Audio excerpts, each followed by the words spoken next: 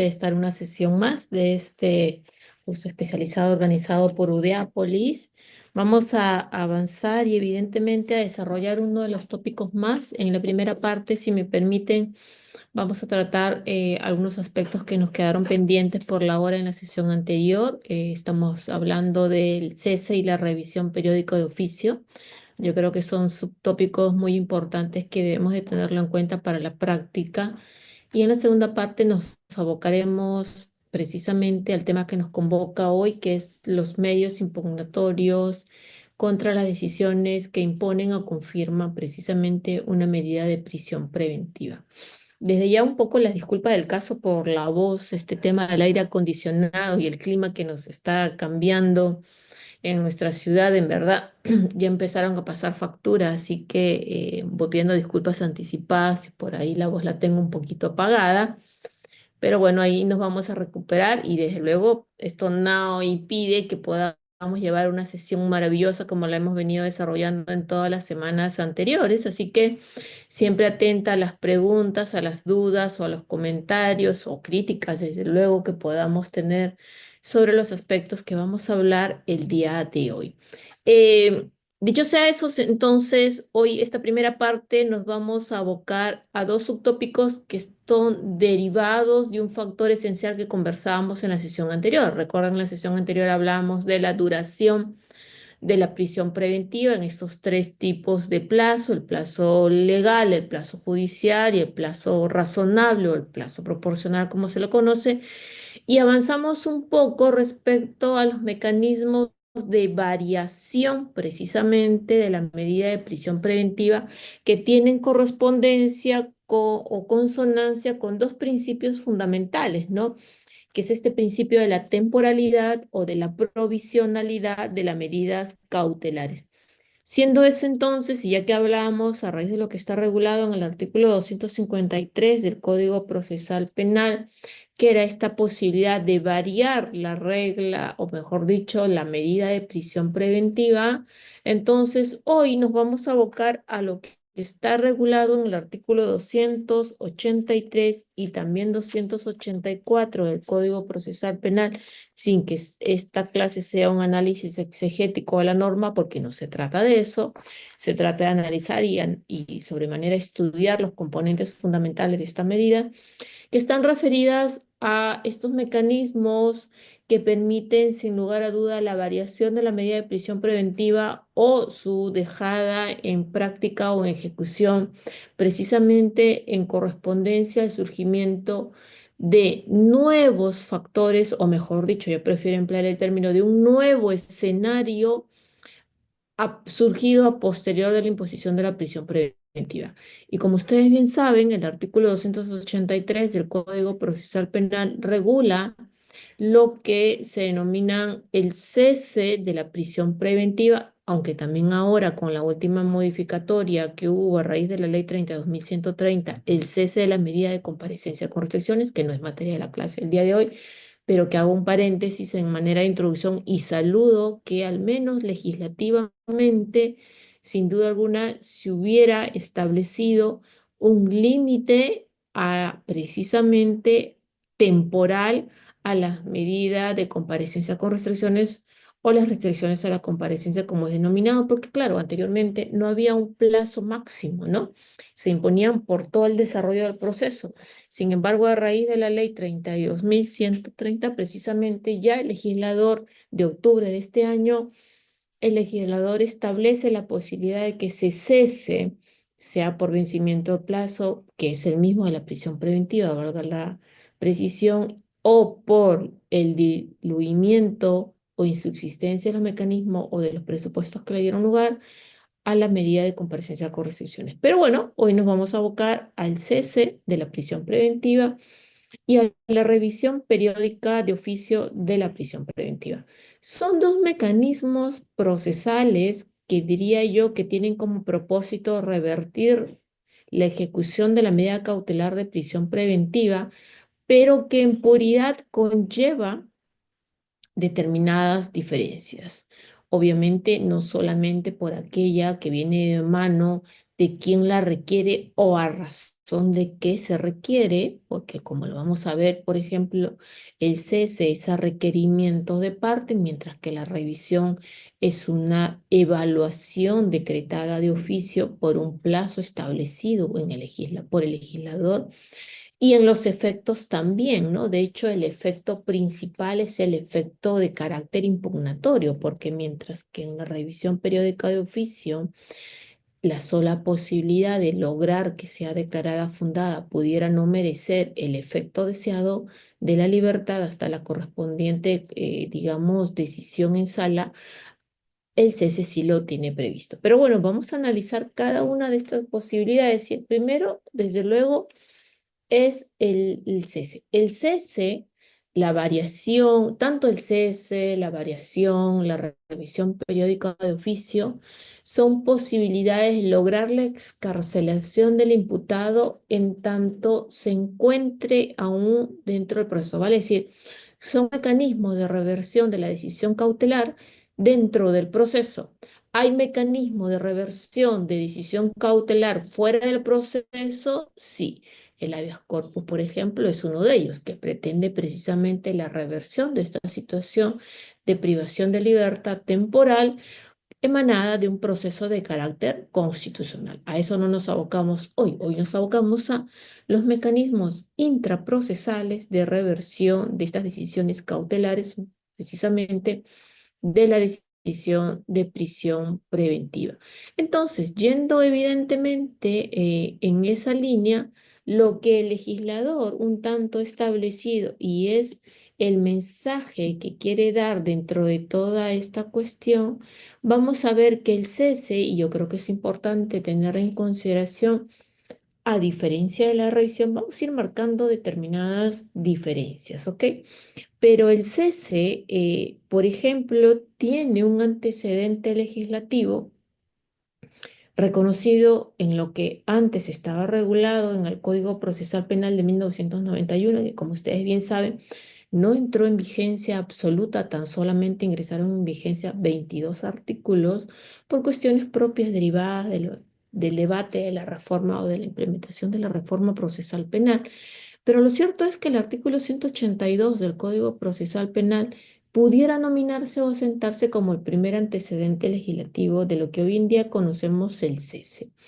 Y claro, antes, desde luego, tenía el mismo propósito, la misma finalidad, esto es poner fin a la detención judicial, que ahora es nominada prisión preventiva, siempre y cuando, conforme se decía en ese momento y se recoge de cierta manera hoy en día, surgieran nuevos elementos de juicio o nuevos elementos de convicción, como lo denominamos ahora, que permitan concluir de forma razonable en primer lugar, por ejemplo, y esto a propósito de los presupuestos procesales que en su momento estaban establecidas para la detención judicial, que como recuerdan estaban contenidas en el artículo 135 del Código Procesal Penal de 91, lo que ahora es el 268 del Código Procesal Penal vigente. Entonces, antes evidentemente tenía como propósito desvirtuar los componentes materiales que hubieran lo permitido la privación temporal de una persona. En nuestro ordenamiento procesal vigente, obviamente tenemos la cesación de la prisión preventiva como este mecanismo, lo decíamos antes, de excarcelación de carácter intraprocesal que está sujeto a dos principios fundamentales, ¿no? La variabilidad de la medida, esto es la posibilidad de revertir o de variar, de cambiar, de modificar la medida de prisión preventiva, pero que sin duda alguna tiene correspondencia en esta línea con el principio de provisionalidad. ¿Por qué? Porque evidentemente la medida de prisión preventiva, más allá de tener un límite temporal, es decir, cuánto va a durar, es provisional en tanto es reversible, vale decir, es reformable. Entonces, dentro de ese criterio se pone un término provisionalmente, en cuyo caso procede esta revocatoria, digamos, de esta medida, o desde luego que pudiéramos estar ante un mecanismo ya de una sentencia absolutoria firme a la medida de coerción en la cual estamos viendo. En esa línea, desde luego, este mecanismo de cesación se convierte, como le decíamos antes, en este mecanismo de reversión de la medida de prisión preventiva de carácter intraprocesal como este vehículo de carácter contracautelar, surgida como esta manifestación de las reglas del rebus sic stantibus, ¿no? Que pudiera ser aplicable, como ustedes lo saben, en cualquier etapa del proceso, porque desde luego únicamente a través de la puesta en práctica se respeta y reconoce esta naturaleza de carácter excepcional y subsidiaria de la medida de coerción, de la prisión preventiva y la consagración del principio de indubio pro homine, ¿no? O pro libertate, que es la que se está cautelando en esta cuestión. Sin lugar a duda, esto que está contenido en el artículo 283 del Código, de ser declarada fundada y ordenada cuando, a propósito de nuevos elementos de convicción, acrediten que no existe o que subsisten los motivos que permitieran en principio la imposición de la prisión preventiva y que resulte de menester sustituirla por la medida de coerción de comparecencia. Ya la Corte Suprema un tanto ha definido, por ejemplo, a propósito de la casación 391-2011 Piura, que la cesación supone precisamente esta variación, es decir, encontrarnos ante un nuevo escenario de la situación jurídica que existía al momento de ordenarse la medida de prisión preventiva. Desde luego que se hubiera examinado in examine de acuerdo a los requisitos contenidos, o que son, mejor dicho, los presupuestos materiales del artículo 268 del Código. Y obviamente, de la mano de lo que establece, por ejemplo, el profesor San Martín Castro, él hace mención, refiriéndose al CC de la prisión preventiva, como esta medida de carácter contracautelar, obviamente matizada o de la mano de un carácter provisional que encuentra fundamento tanto en el principio de intervención indiciaria. Recuerden que el tema de la intervención indiciaria conlleva la concreción del primer presupuesto contenido en el 268A del Código Procesal Penal, como en el de la proporcionalidad. Vean ustedes que el tema de la proporcionalidad está siempre presente, más allá de su reconocimiento en el artículo 6 del título preliminar del Código Procesal Penal y el artículo 203 del mismo código, ¿no? De hecho, el profesor San Martín señala que es en su calidad de medida provisional que supone la imposición de la sustitución de la medida de prisión preventiva por una medida menos lesiva, por lo que optar por una de ellas amerita que sean tomadas en cuenta cuando menos tres presupuestos fundamentales. En primer lugar, que estuvieran referidas desde luego a las cualidades personales del imputado, al tiempo, es decir, se va a analizar cuál es el tiempo que hubiera transcurrido desde el comienzo de la medida de prisión preventiva hasta el estadio en el cual se va a decidir la posibilidad de su variación y finalmente en qué estado del proceso nos encontramos. Sin embargo, obviamente, como pronunciamientos tenemos variados, la Corte Suprema en la apelación 32-2024, Corte Suprema, ha establecido que son débiles los restantes datos de tiempo, el comportamiento procesal y de la necesidad de la presencia de actos de investigación que el imputado invocó precisamente en este caso como respaldo de su solicitud de cese de prisión preventiva en la actual revisión de oficio. Había ahí en este caso una especie de confusión entre dos medidas. Sin embargo, obviamente lo que se estableció ahí es que si no se encontraba concatenado con algún elemento de juicio, un elemento de convicción, sin lugar a duda, que revele esta circunstancia que desploma o que suprime en alguno de los presupuestos de la prisión preventiva, el simple paso en el tiempo es un dato abstracto irrelevante para el cese de la prisión preventiva. Ojo con esto, y habría que entenderlo de la siguiente manera. Porque desde luego, mientras que el transcurso del tiempo puede ser alegado por el Ministerio Público, por ejemplo, saber si es que estamos más cerca de un auto de enjuiciamiento o estamos frente a una acusación como un factor que pudiera meritar la necesidad o la urgencia de mantener privada a la persona en prisión preventiva, a contrario de ello, la defensa pudiera alegar que precisamente el transcurso de tiempo no ha hecho otra cosa sino que diluir este riesgo, pero de sobremanera que ha conllevado la imposibilidad fáctica de que, y también de carácter probatorio, de que el Ministerio Público pudiera haber logrado la corroboración de su tesis de imputación inicial. Por tanto, como bien lo hablamos en la sesión anterior, cada cuestión debe ser analizada conforme al caso en específico, al caso puntual en el cual se está decidiendo o se está analizando la posibilidad, en este caso, de revertir la prisión preventiva. Desde luego, hay que tener en cuenta que la cesación de la prisión preventiva tiene esta doble naturaleza, a saber, una naturaleza contracautelar, porque claro, lo que va a buscar es determinar los efectos nocivos de la privación de la libertad de una persona a propósito de la medida de prisión preventiva, y de otro lado, un derecho, toda vez que es una facultad que es otorgada al imputado como esta manifestación del principio, desde luego, el reinante dentro del proceso de la presunción de inocencia, para requerir el fin en menoscabo de la libertad, la cual está padeciendo. En esa línea, de luego, hay que hacer la exigencia de que con la solicitud de cesación no se pretende, y esto es algo que hay que tener muy puntual, porque yo diría que aquí vienen muchos los errores. El error que muchas veces hay es que pretendemos que a través de una petición de cese vuelva a revisar o que se reexamine lo establecido en el auto de prisión preventiva bajo los propios argumentos eh, que en verdad, como ustedes saben, son propiamente de una apelación. De lo que se trata es aperturar un espacio de discusión del impacto de nuevos elementos de convicción o de la insubsistencia de los elementos de convicción que dieron lugar a la imposición de la prisión preventiva sobre, en este caso, que sirvieron de fundamento primigenio o para la imposición, desde luego, original de la medida de prisión preventiva, ¿no? Entonces, desde luego, esta cesación en contraste con la revocatoria o la sustitución, que son mecanismos mediante los cuales las partes o el juez, por ejemplo, reforman una medida coercitiva, el cese es esta consecuencia producto del concurso de determinadas causales que dan término a la ejecución de la prisión preventiva. De luego, por ejemplo, dentro de esta línea, dependiendo del motivo que dieron pie a los términos de la prisión, que no están limitados meramente a los presupuestos de revocatoria o de sustitución, tal consecuencia, como siempre dentro de estos principios, va a ser provisional o se pudiera determinar si es que debe de mantenerse. Entonces, sin lugar a dudas, son aspectos que debemos de tener en cuenta al momento de referirnos a esto. La relación que existe entre el cese, la revocatoria y la sustitución es una causa-efecto. Hay que entenderlo de esa manera, ¿no? La primera, obviamente, es producto de la cesación, producto en este caso de estos factores que tienen que ver con los mecanismos de sustitución o de reversión.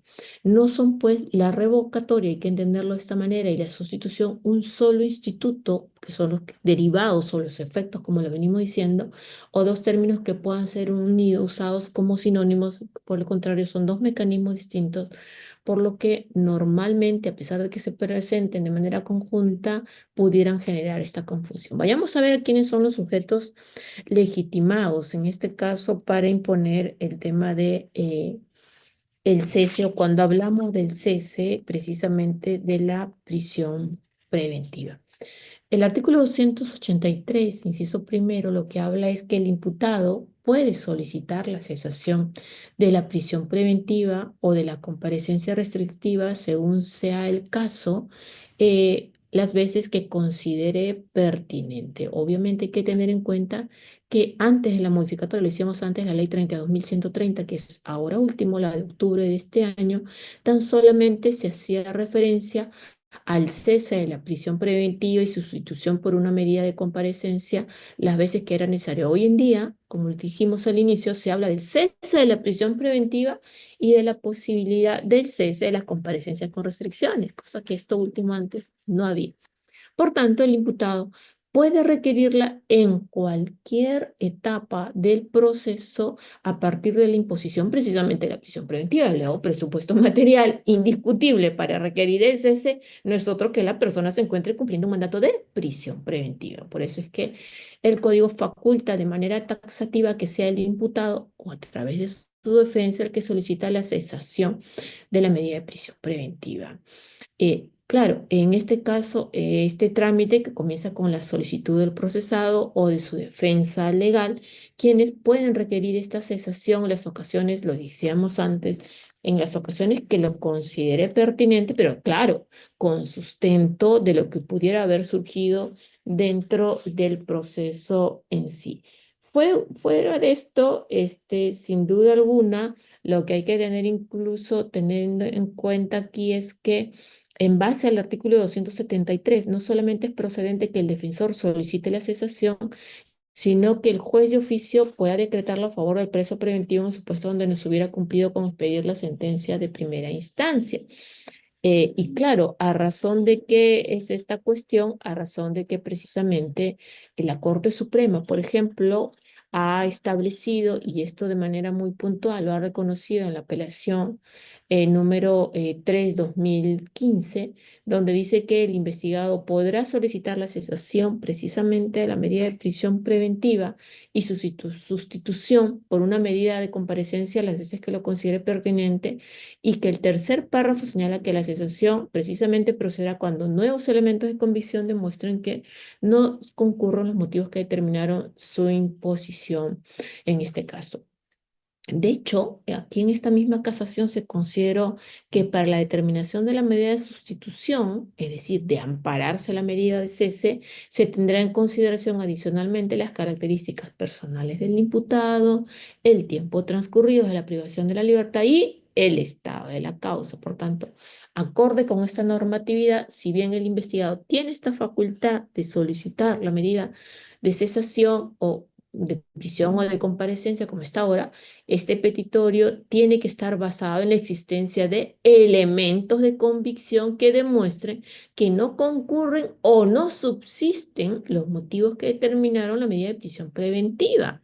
En otro escenario, cabría dilucidar aquí la situación de que en cuanto a la posibilidad de que el imputado no habido pudiera solicitar la prisión preventiva, y a raíz de ello incluso ya hay pronunciamientos de la Corte Suprema al respecto, en la cual se puede haber determinado que, digamos, hay dos posturas entre la respuesta que se suele dar a ese interrogante si respecto al no habido, por ejemplo, entre otras tantas variables, pudiera cogerse esta posibilidad.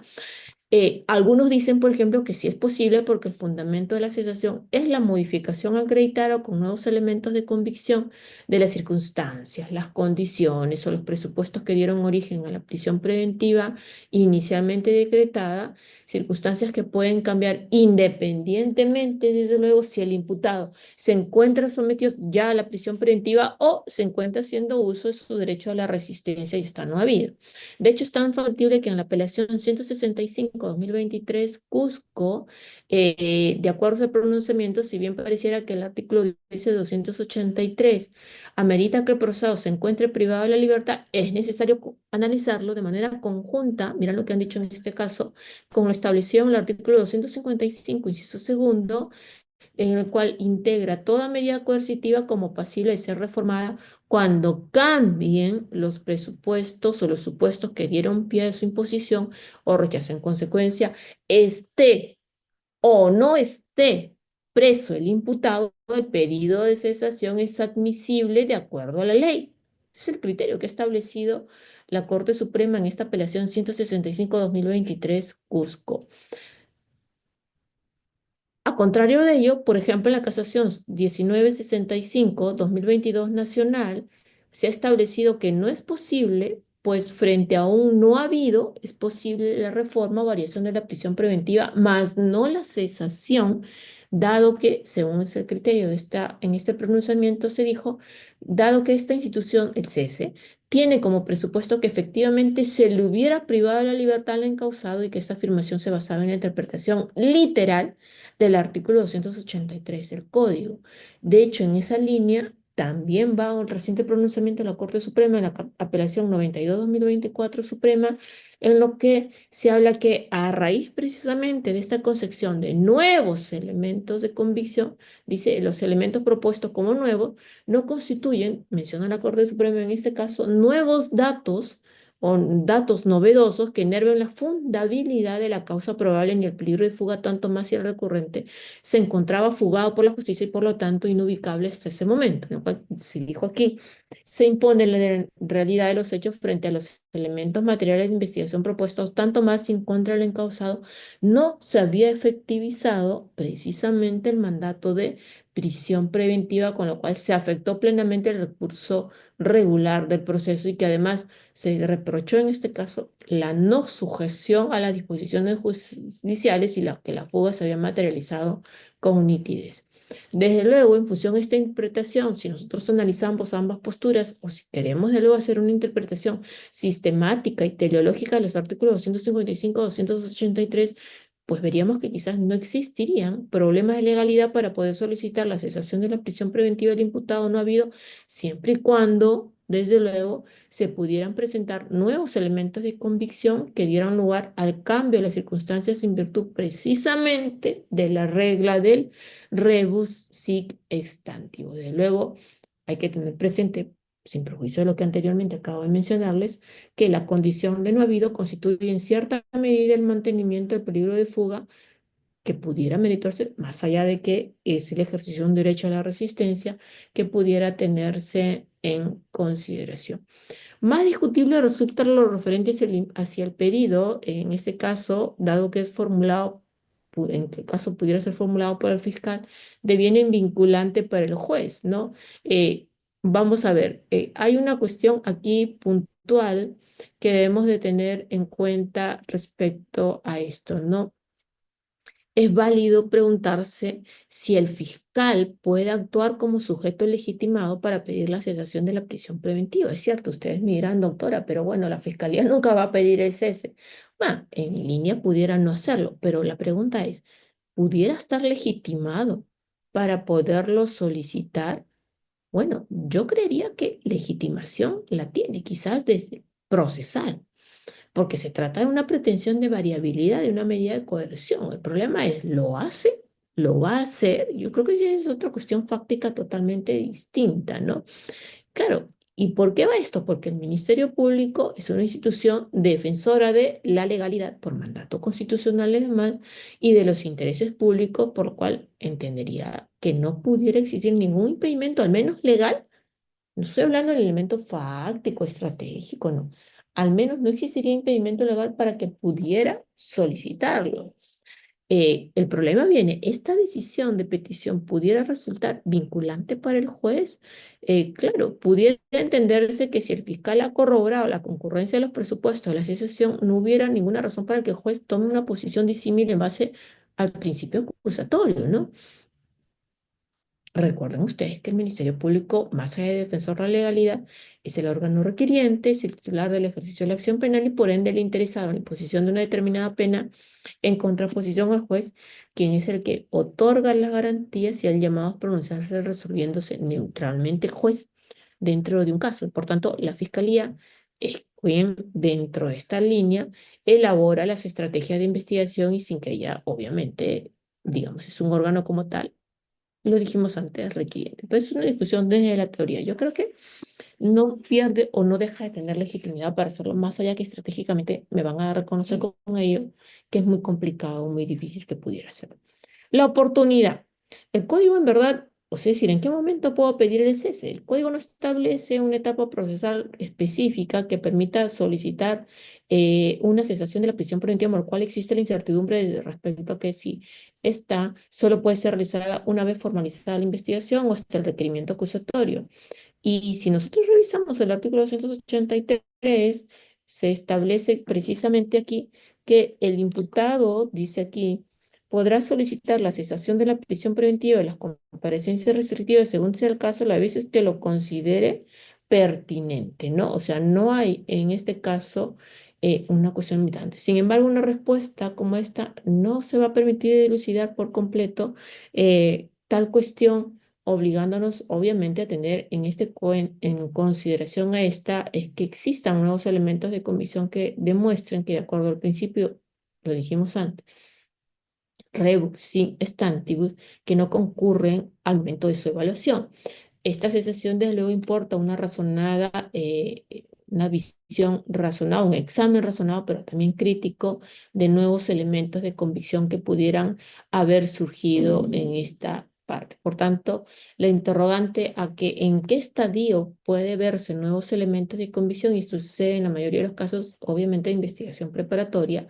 Claro está que la etapa ideal para esto, ideal más no la única, pudiera resultar en efecto la investigación preparatoria, pues en este es donde se tiene lugar no solamente la obtención de los elementos de convicción, sino también su incorporación como tales, ¿no?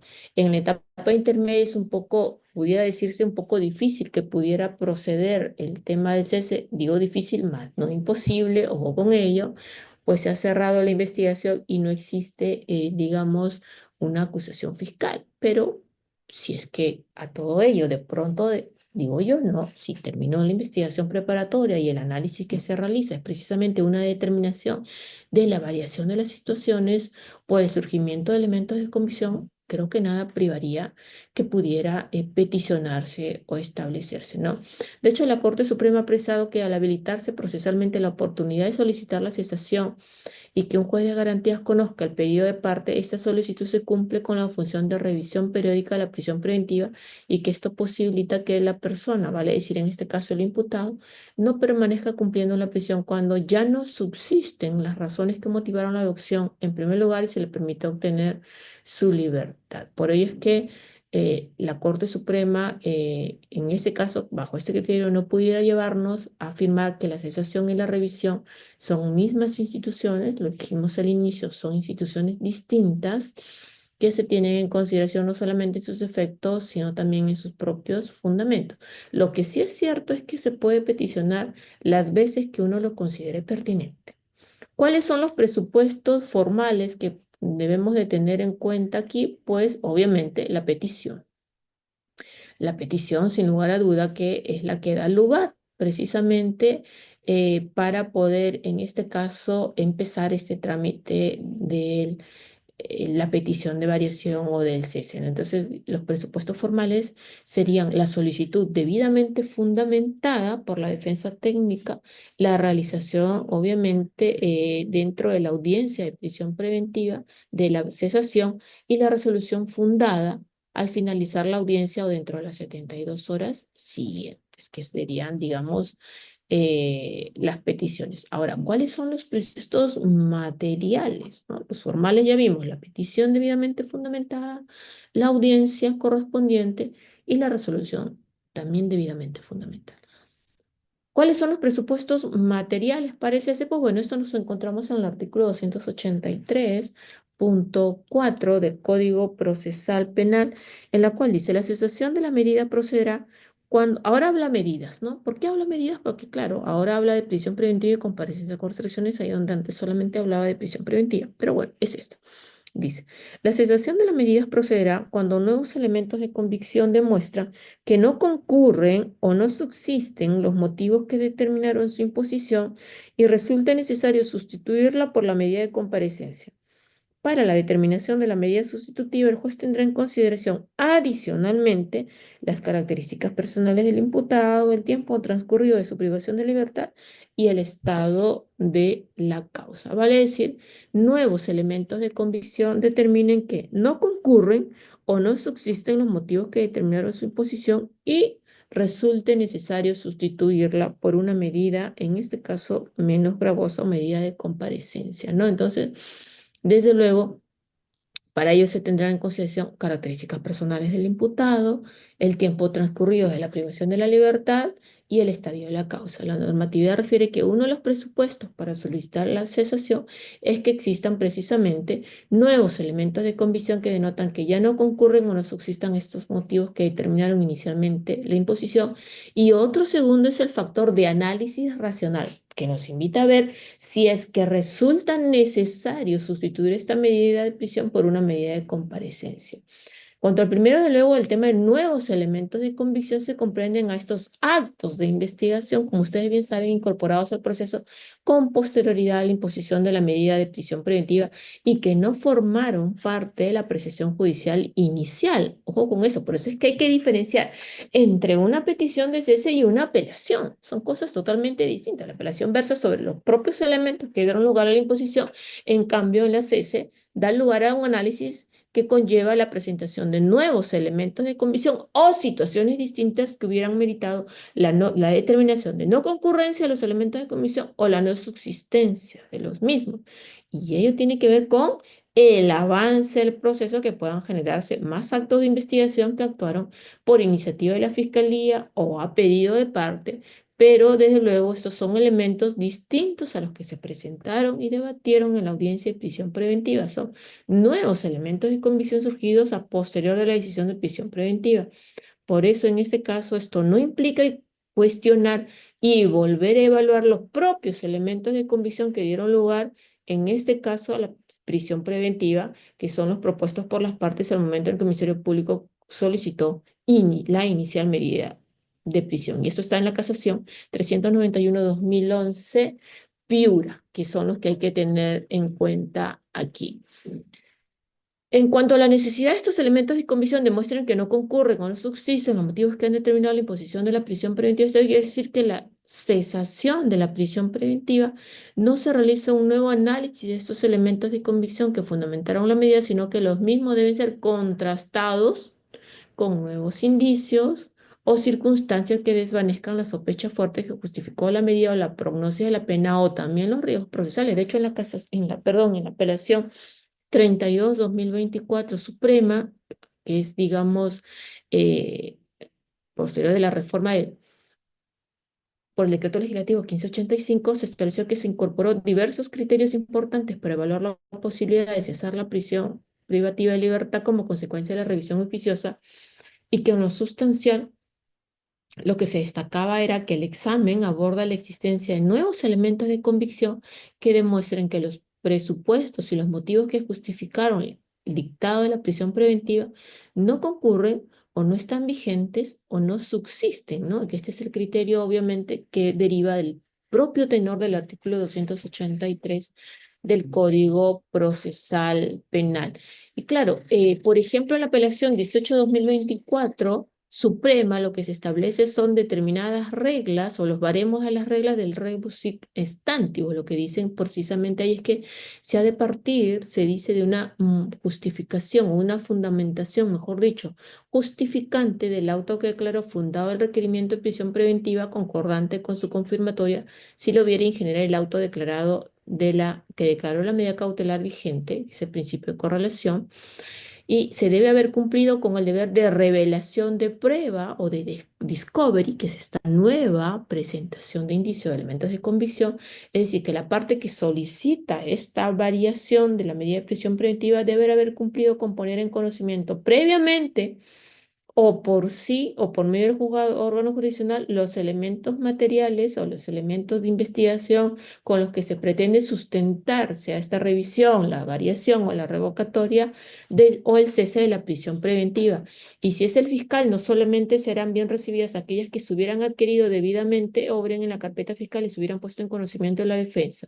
Si es al contrario lo que dijo aquí en esta casación la Corte Suprema, si es el investigado, perdón, esta apelación 18-2024 Suprema, si es el investigado, solo serán de recibo, dice, aquellos elementos materiales o de investigación o de prueba que hayan sido propuestos como pertinentes y útiles para el esclarecimiento de los hechos que obren en la carpeta fiscal o hubiesen sido solicitados por el investigado sin que exista una decisión judicial de improcedencia de elementos materiales, en este caso de investigación solicitado.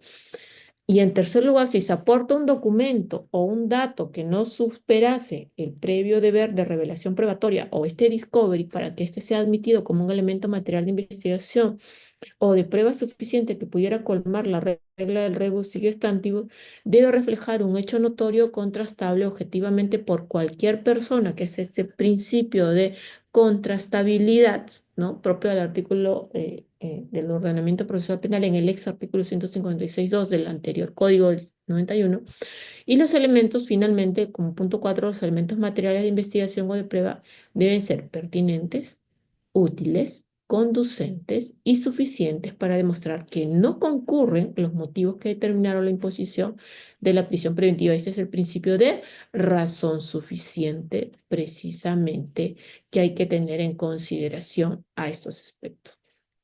En cuanto a la impugnación, aquí hay una cuestión que ya nos va trazando determinadas, digamos, diferencias con el código, perdón, con la revisión o la impugnación que resuelve el pedido de cese, regulado obviamente en el artículo 284.1, prescribe que el imputado o la fiscalía, dice aquí, que es lo que dice el 284, ¿no? Y de manera muy puntual lo que establece es, aquí el imputado y el Ministerio Público pueden interponer recurso de apelación dentro del tercer día notificado respecto al auto que se pronuncia sobre la solicitud de cesación de prisión preventiva. En este supuesto, en el de cesación, la apelación no impide la excarcelación del imputado a favor de quien se dicta auto de cesación de prisión preventiva, a diferencia de la revisión, como lo vamos a ver a continuación, ¿no? Obviamente puede ser interpuesto por el imputado o el Ministerio Público, dependiendo, desde luego, de las circunstancias de la resolución correspondiente dentro del tercer día de la notificación en este caso, ¿no? Que hay que tenerlo en cuenta de manera muy puntual. La revocatoria, ¿cuándo se revoca? Bueno, conforme al artículo 285, la decisión de cesar la prisión preventiva puede ser revocada, claro. Y obviamente deben de concurrir, aunque no necesariamente de manera copulativa, que sea porque se hubieran incumplido las reglas de conducta que se establecieron con el imputado, que hubiera habido una infracción a la obligación de comparecer a las diligencias del proceso, que se hubieran realizado, digamos, actos preparatorios de fuga, es decir, que se evidencie fácticamente que aún percibe que persiste la posibilidad de que el investigado pudiera fugar, o que se hubieran identificado nuevas circunstancias que justifiquen el mandato de una prisión, es decir, que se evidencien nuevos elementos que ameritan la revocatoria del cese. Vean ustedes entonces lo importante a razón de esto. Vayamos rapidito en lo que nos queda en esta primera parte con la revisión periódica de oficio. Obvio, esto se incorporó a raíz del decreto legislativo 1585 de noviembre del año pasado, en la cual dentro de todo este paquete de modificaciones que siempre nos tienen acostumbrados, se incorporó la reforma al artículo 283 y desde luego vino consigo esta posibilidad de la revisión periódica de oficio cada 6 meses de imposición de la medida de prisión preventiva. Y a raíz de la ley 32.120, la redacción es sin perjuicio, que es la última modificatoria, dice, sin perjuicio del anterior, es decir, del cese, que estábamos hablando el juez, transcurridos 6 meses desde el inicio de la ejecución de la prisión preventiva o de la comparecencia restrictiva. Recuerden que ahora cabe incluso también esta posibilidad. Yo no conozco hasta ahora que hubiera habido una revisión periódica de oficio de las reglas de la comparecencia con restricciones, pero lo hay, la norma lo establece según sea el caso, o desde la última audiencia en la que se hubiera discutido la asociación de esta medida, revisa de oficio la vigencia de los presupuestos que dieron lugar aquí a su imposición. Desde luego, durante la audiencia correspondiente se va a evaluar la subsistencia de los motivos que determinaron la imposición de la medida de prisión preventiva y además se analiza si es que estos elementos de comisión recabados posteriormente inciden o no inciden en los presupuestos materiales contenidos en el artículo 268 del Código. Esta cuestión obviamente normativa o esta incorporación que se dio a raíz del decreto legislativo 1585 de noviembre del año pasado, siendo correctos, deriva de una exhortación del Tribunal Constitucional en el expediente 3248-2019, en la cual se instó al Congreso de la República a modificar el artículo 83 y precisamente incorporar esta posibilidad de la revisión periódica de oficio. La revocatoria de la prisión a una medida menos lesiva, como puede ser la comparecencia, implica, como lo ha dicho la Corte Suprema en la Casación 119-2016 Zancas, la necesidad de una evaluación actual de la capacidad asegurativa de la comparecencia con restricción e impuestas nuevas condiciones, las que incluyen la verificación, en este caso, del cumplimiento del imputado de las restricciones impuestas. Ahora, siendo correctos, esta exhortación que dio el Tribunal Constitucional en el expediente 3248-2019 fue eco, digamos, surgió a raíz de una innumerable línea jurisprudencial de la Corte Interamericana de Derechos Humanos, donde ya se venía estableciendo precisamente esta posibilidad, esta exigencia, entre otros, en la sentencia Jenkins y otros versus Argentina, donde ya se había permitido esta posibilidad, en el caso Chaparro Álvarez y Lapo Iñiguez versus Ecuador, en el caso Norín Cotrimán, tan famoso este caso de Norín Cotrimán versus Chile, y donde desde luego ya se venían estableciendo, en el caso Argüelles y otros versus Argentina, y en el caso Carranza Alarcón versus Ecuador, donde precisamente ya se establecía esta posibilidad de que exhortar a los diversos países precisamente de tener una regulación normativa que permitiese temporalmente la revisión precisamente de las medidas de prisión preventiva. Y de hecho, la Corte Suprema, en la apelación 292-2023, Corte Suprema estableció que esta revisión debe darse de manera casuística, atendiendo las particularidades propias de cada caso. Es lo que decíamos antes, ¿no?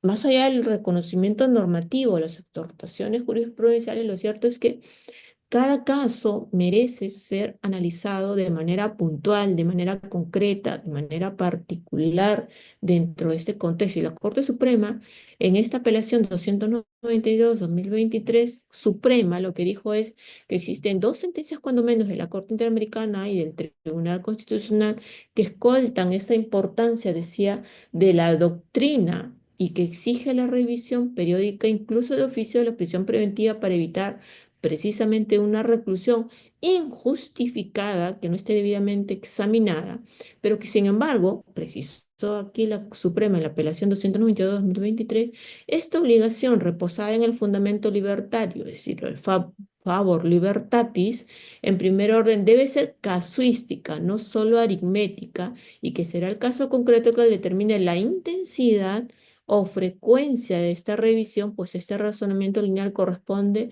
siempre que no existe en el código algún mecanismo en concreto o algún caso específico que se evidencie precisamente en este supuesto. Y obvio, la Corte Interamericana ha establecido que son determinantes los siguientes criterios. Primero dice, la Corte vela, o cuando hace este análisis, por la aplicación de los principios de la prisión preventiva como la proporcionalidad, la necesidad y las demás garantías, aspectos que en la práctica nacional existe.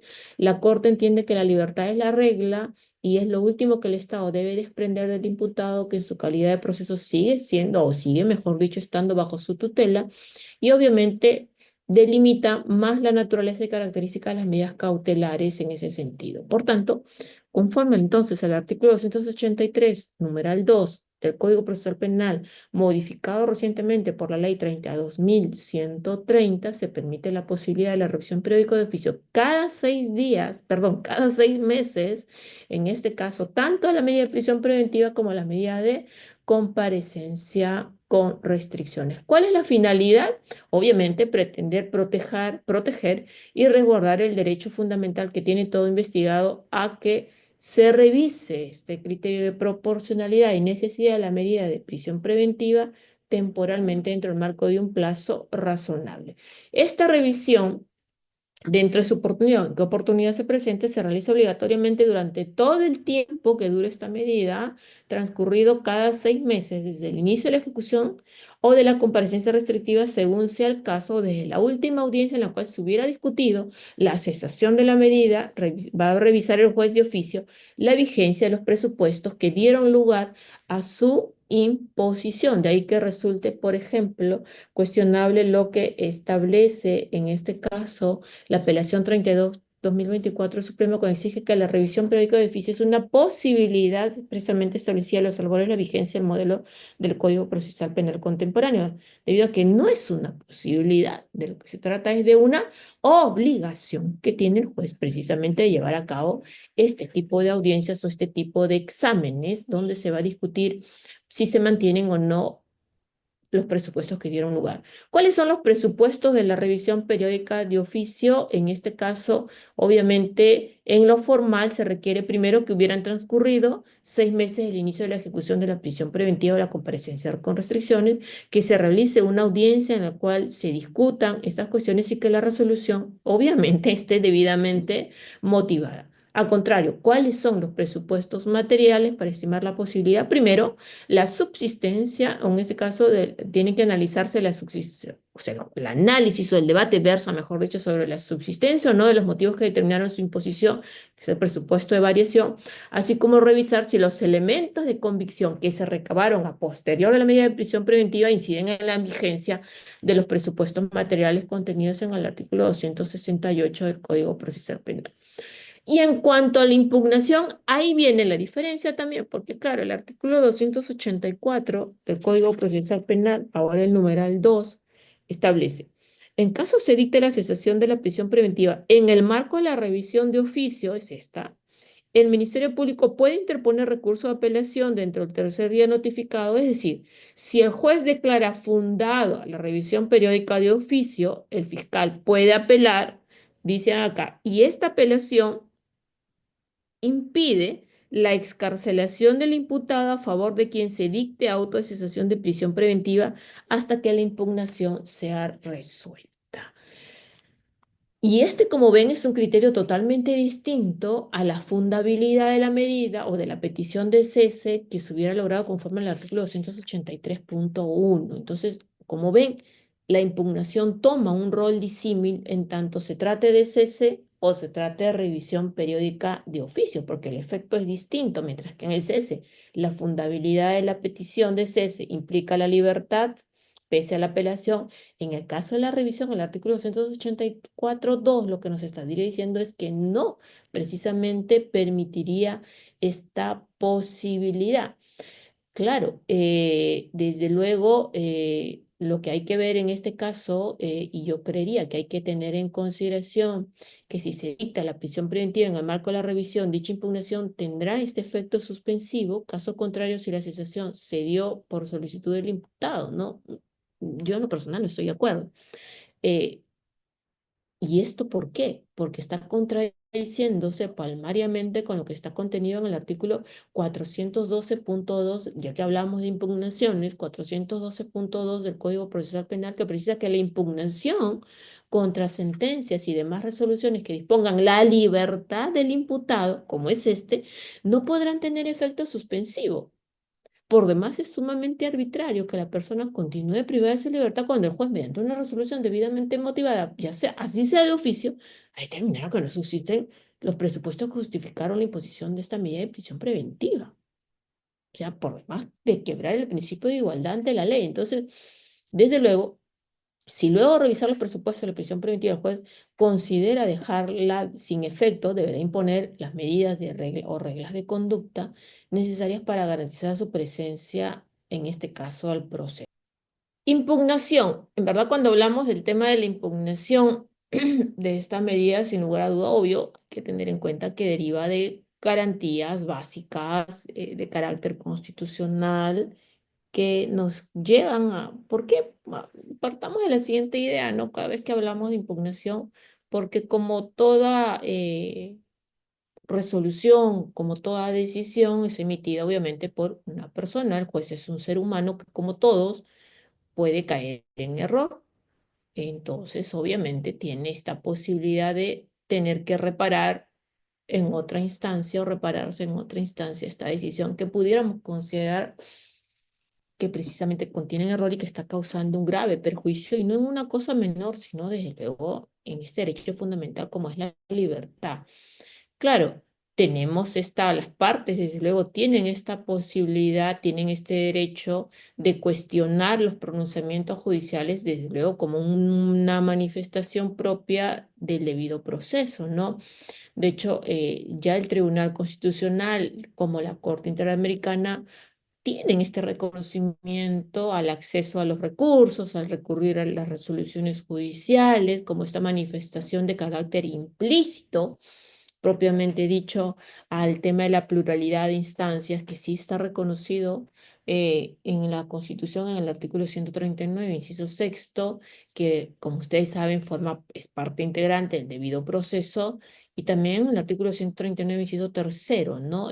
Por lo que es, digamos, perfectamente aceptable. En correspondencia a todo lo que estamos conversando, reconocer que el derecho a la pluralidad de instancia como una naturaleza de carácter aseguradora o propiamente como se denomina, de garantía frente a estas decisiones que, como le hemos dicho, pudieran incidir en error.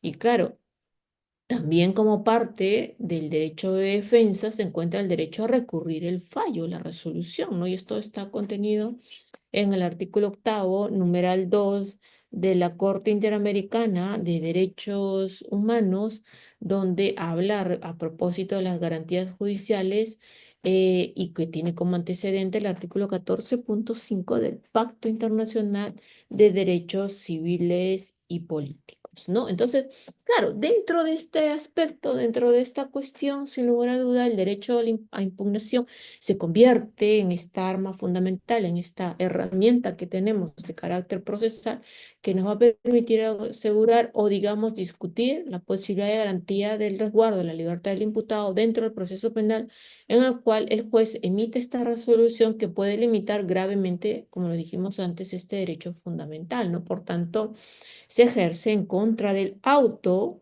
obviamente, que restringe la libertad del imputado, más aun cuando éste se encuentra en una etapa donde todavía propiamente no se debate ni la inocencia o la culpabilidad, es decir, el enjuiciamiento propiamente dicho, sino en un contexto por lo general se da en esa etapa de investigación preparatoria en un contexto de averiguación, de investigación y de acumulación de estas fuentes de prueba posibles. Por tanto, estas resoluciones que imponen la prisión preventiva, en primera instancia, sin lugar a duda, son pasibles, lo decíamos antes, de contener errores.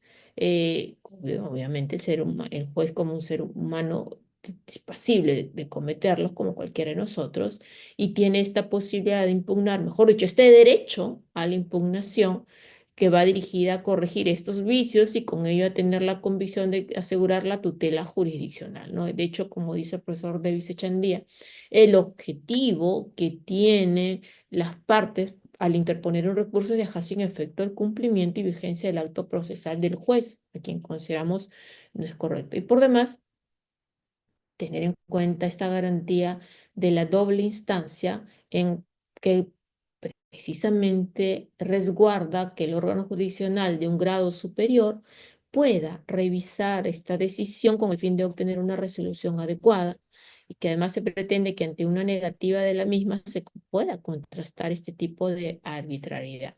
Está el derecho a recurrir las resoluciones no solamente se ejerce ante pronunciamientos que ponen fin al proceso, sino, como lo ha dicho el Tribunal Constitucional, este derecho está configurado, digamos, por poder obtener este poder impugnativo, por así decirlo, aparte de las resoluciones que ponen fin a la instancia, como es en este caso las resoluciones intermedias que limitan la libertad o restringen la libertad, como es la de prisión preventiva.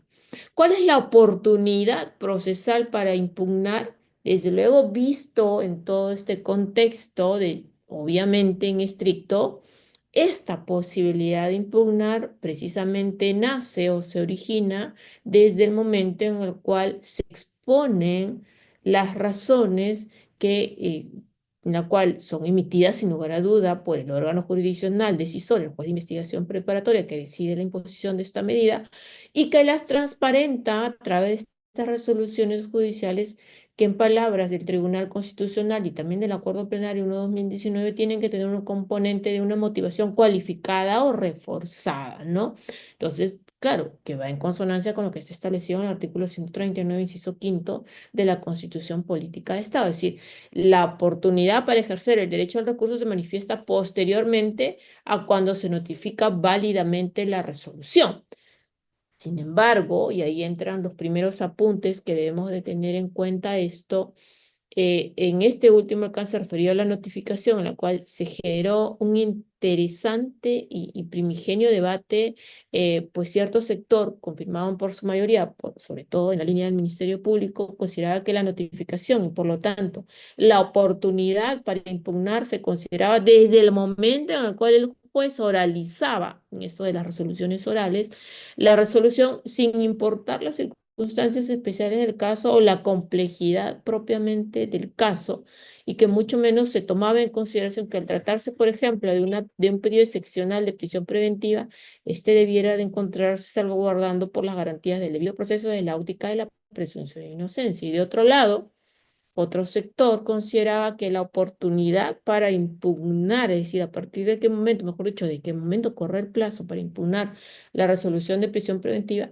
debiera de computarse en la notificación física o electrónica de la decisión judicial, o al menos, como se ha establecido recientemente y así se viene manteniendo, del acta que contiene los fundamentos principales de la decisión y no desde la oralización propiamente de la misma, ello por cuanto debiera tenerse precisamente en cuenta como un factor a tener en consideración la dimensión de la misma, la prolongación de esta y las complejidades propiamente del caso o las circunstancias específicas, la cantidad de las sesiones debatidas y lo extenso de las resoluciones. ¿Por qué? Porque claro, y esto es un factor que tiene que ver con el tema de la oralidad de las resoluciones judiciales, y lo hablábamos en algún momento cuando hacíamos mención a esta cuestión de las audiencias, como los presupuestos formales de la prisión preventiva, ¿no? que uno de los grandes defectos de la reforma que estamos padeciendo hoy en día tiene que ver con el debilitamiento o diría yo la desnaturalización de la oralidad. Creo que la oralidad se está convirtiendo en un factor de lectura. Cuando nos hablaron o el legislador implementó la oralidad de las resoluciones judiciales, las implementó como un mecanismo célere, un mecanismo de pronta resolución a las decisiones o los conflictos judiciales, donde el ciudadano o la ciudadanía pudiera tener una decisión pronta, sin mayor demora, sin mayor dilación, que era lo que siempre nos hemos aquejado. Sin embargo, hoy en día la oralidad se ha convertido, no en todos los casos, hay que reconocer ello, no en todos los casos, pero en la mayoría y sobremanera en los casos de prisión preventiva, en secuencia de sesiones muchas veces tediosas en las cuales se confunde el oralizar, el argumentar con la lectura íntegra de todos los requerimientos.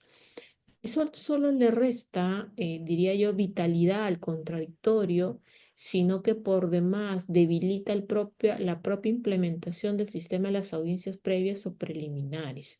Estas resoluciones orales, obvio, en consonancia también con las resoluciones escritas, deben contener, es cierto, los argumentos de las partes, pero no deben de ser tan tediosas. Yo he visto, en verdad, y creo que todos lo hemos visto, desde luego, cada caso tiene su complejidad, cada caso tiene su propio grado de dificultad, cada caso tiene su propio bagaje de actos de investigación, de elementos que se han debatido, de argumentos que se han debatido, pero esto de estar escuchando la emisión de resoluciones orales por horas, por días. A mí propiamente me tocó estar presente en una resolución oral que empezó a las 9 de la mañana y terminó a las 6 de la tarde, en una audiencia de prisión preventiva que había durado más de 2 meses contra una sola persona, ojo con ello. Y claro, un tanto uno decía, ¿dónde queda el factor de urgencia e inmediatez propiamente de cara a la determinación de los riesgos procesales? Y de hecho, la persona a quien yo defendía, antes incluso de que se termine de leer la audiencia, la resolución oral, de leer, ese es el texto que quiero, la palabra que quiero usar porque se trató de una lectura, se puso derecho, se presentó, además, para asombro del juez en plena audiencia, donde ya más o menos uno obviamente se va dando cuenta por dónde va la cosa, y se puso a disposición del juzgado y bueno, luego ya logramos la reversión de la medida vía apelación. Pero aquí va mi comentario. Mi comentario va a que precisamente estamos diluyendo demasiado este factor principal que precisamente era la esencia o componente esencial para la emisión de las resoluciones orales, ¿no? Y claro, como por ejemplo, más allá de ello, lo dice la Corte Suprema, la Casación 580-2020 Lima, debe entenderse que la notificación, dice, tiene que materializarse, sea con la entrega de la resolución en físico del acta en la que constan los fundamentos principales que solventan la decisión o la remisión electrónica de la resolución oral, y traía consonancia con el Acuerdo Plenario 1/2019, con que el acta de transcripción se integrará y que no constituye, sin lugar a duda, con el registro de audio o de video correspondiente. ¿Qué quiere decir con esto? Una razón muy sencilla.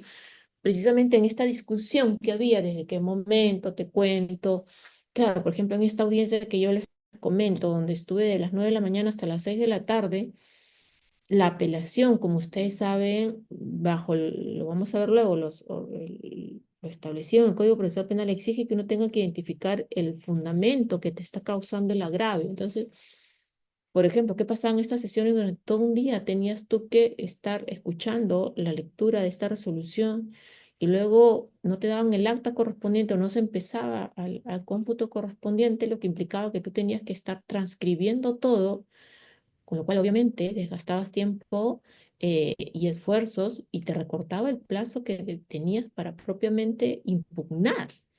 Por esa circunstancia fue que la Corte Suprema, entre otros factores, en esta casación 580-2020 Lima, estableció que debe entenderse precisamente, dice, que la notificación tiene que materializarse de la resolución de prisión preventiva oral, o con esto, tiene que materializarse sea con la entrega de la resolución en físico del acta en el cual constan los fundamentos principales que solventan la decisión o la remisión electrónica de la resolución virtual, ¿no? Pues como se estableció en el Acuerdo Plenario 2019, el acta de transcripción se integrará, no constituirá sin duda con el registro, no se constituirá sin duda con el registro de audio o de video correspondiente. Vale decir, no es suficiente para darte por notificado que te den el audio o el video si es que no te dan el acta que contenga mínimamente las razones fundamentales que dan lugar a la decisión o la notificación correspondiente o la remisión electrónica de la resolución virtual. ¿Ello por qué? Porque, claro, se pretendía resguardar que las partes tengan el tiempo necesario precisamente para la impugnación. Y precisamente a partir de este mismo caso, la Corte Suprema refirió que la necesidad de la notificación surge para garantizar que las partes puedan examinar las razones de la decisión adoptada. Claro, precisamente a razón de ello, estas resoluciones son orales que son de tal magnitud, como lo hemos visto anteriormente, y el Acuerdo Plenario de 2019 indica que deben contener los argumentos esenciales de los cuales ver si se funda la decisión precisamente que conlleva la restricción de la libertad, la privación de la libertad temporal, y el registro de audio y video únicamente va a servir para integrarla, no es la notificación en sí, sirven para integrarla. ¿Y por qué es importante ello? Porque como le decía antes, por ejemplo, el artículo 405.1c exige que en el registro de apelación se precisen los fundamentos tanto de hecho como de derecho que contiene el agravio, puesto que para admitir el recurso se dice, en este caso se requiere precisar los puntos de decisión referidos a la impugnación. ¿Qué pasa si no se cumple con ello? Se corre el riesgo de que el recurso sea rechazado, que sea declarado inadmisible. Por lo que, claro, trasladar esa labor propia del sistema judicial, de las transcripciones y todo lo demás a las partes, va a implicar limitar su posibilidad de ejercer plenamente el derecho al recurso, ya que pues obviamente tendría que invertir el tiempo que demande su transcripción en perjuicio del derecho a impugnar. Cuando el código hace referencia a estas resoluciones orales, no prevé pues estas resoluciones emitidas durante largas horas. De hecho, usted recuerda que el Tribunal Constitucional en el expediente 502-2018 hablaba que el modelo oralizado, el proceso tiene como propósito este y no era otro, sino que el objetivo, la efectividad del proceso, ¿no? Y o sea, ser rápidos, ser fluidos, que hubieran decisiones inmediatas, que se encuentren los pronunciamientos de estos debates y discusiones litigiosas, ¿no? Porque tenía como propósito esta efectividad del proceso mediante plazos cortos a los cuales se ajusta el imputado y por ello debieran de observarse que precisamente los tiempos sean razonables para su defensa y contradicción. Yo entiendo la carga, entiendo que las sesiones pudieran ser extensas, pero mínimamente estos pronunciamientos tienen que estar concentrados en emitir una decisión pronta. Tanto es así que incluso la resolución administrativa 14/2017 del Consejo Ejecutivo del Poder Judicial, hablando de la flexibilidad de los procesos en determinados casos, invoca precisamente superar cualquier formalismo innecesario que impida lograr el objetivo de justicia pronta y cumplida. Es decir, tiene que actuarse de manera flexible precisamente para resguardar, o sea, hay que alejarnos de esos ritualismos y garantizar siempre resguardo del debido proceso, por lo que en este caso, obviamente, el cómputo de los plazos para iniciar desde el momento en que era identificado o notificado el íntegro de la resolución o el acta contenía los principales fundamentos de la misma que permitan identificar el agravio que se había establecido por ley. Y esto, desde luego, está en función al principio de proacciones y favor, en este caso, y en el caso de favor impugnaciones, donde el cual se tiene el deber de interpretar de manera restrictiva los formalismos que no permiten el ejercicio de la garantía constitucional de acceso a la justicia procesal efectiva, ello precisamente en concordancia con lo que estableció el artículo 7º, inciso tercero, del título preliminar del Código, que prescribe que la ley que coacte la libertad o el ejercicio de los derechos de las personas será interpretada restrictivamente. ¿Por qué? Porque una interpretación extensiva o la analogía quedan prohibidas mientras no favorezcan precisamente la libertad del imputado o el ejercicio de sus derechos. ¿Quiénes son los sujetos legitimados para poder impugnar? Pues bueno, el artículo 257, inciso primero, refiere que los autos que impongan, desestimen, reformen, sustituyen o acumulen medidas previstas en esta sección son impugnables por el Ministerio Público o por el imputado. Claro, eso depende de quién, depende de la manera en la cual se emita la resolución que motiva la audiencia de requerimiento de prisión preventiva. Si tenemos, obviamente, que el recurso puede ser interpuesto por quien va a resultar agraviado con la resolución, es decir, la parte cuya pretensión no ha sido amparada, llámese imputado si el requerimiento ha sido declarado fundado, o por el Ministerio Público si el requerimiento ha sido a contrario, obviamente, rechazado. Pero claro, debe tenerse presente aquí que el artículo 404, inciso tercero, requiere que el abogado podrá recurrir directamente a favor de su patrocinado, quien posteriormente, si no está de acuerdo, pues se desiste, ¿no? El desistimiento requiere autorización expresa del abogado defensor. El debate, lo que ha surgido es la presencia o la legitimidad del actor civil, ¿no? Obviamente, por ejemplo, la Procuraduría en los casos en los cuales el Estado es la parte agraviada, si es que pueden o no recurrir la decisión de prisión preventiva. Y claro, el artículo 257, inciso segundo, refiere textualmente, el actor civil y el tercero civil solo podrán recurrir respecto de las medidas patrimoniales que afecten su derecho en orden a la reparación civil. Entonces, obviamente, haciendo una lectura textual, literal, el actor civil solo podría recurrir respecto de medidas patrimoniales relacionadas a la reparación civil y no sobre medidas cautelares de carácter personal que afecten directamente, desde luego, en este contexto al imputado. Por tanto, la presencia del actor civil no requerida por no tener obviamente un interés manifiesto o no tener un interés, mejor dicho, más que interés, diría legitimidad en esto, tal punto que el artículo 271, inciso primero, refiere que en la audiencia de prisión preventiva, precedente de la audiencia de apelación, solo se desarrollará con la participación obligatoria del fiscal imputado y su defensor. Es decir, la misma norma limita la participación en el incidente de prisión preventiva solo al fiscal y el requerido, y lo que por demás está confirmado por el Acuerdo Plenario 1/2019, en la cual están excluidas por falta de legitimación, se dice, las partes civiles. Ahora, un aspecto a tener en consideración, ya que estamos hablando del actor civil, en este caso es que sí existe una forma en la que otros sujetos procesales distintos a las que obligatoriamente la norma exige como únicos participantes pudieran intervenir. Y esto está recogido en el artículo 258, donde dice, los demás sujetos procesales podrán intervenir presentando informes escritos o formulando cualquier requerimiento luego de iniciado el trámite. Miren ustedes, este artículo hace referencia a otros sujetos procesales, pudiera entenderse entonces el actor civil, pero luego de iniciado el trámite, y se infiere que este trámite es la apelación, con lo cual los únicos legitimados para presentar la apelación, nuevamente el Ministerio Público, el imputado o su defensa.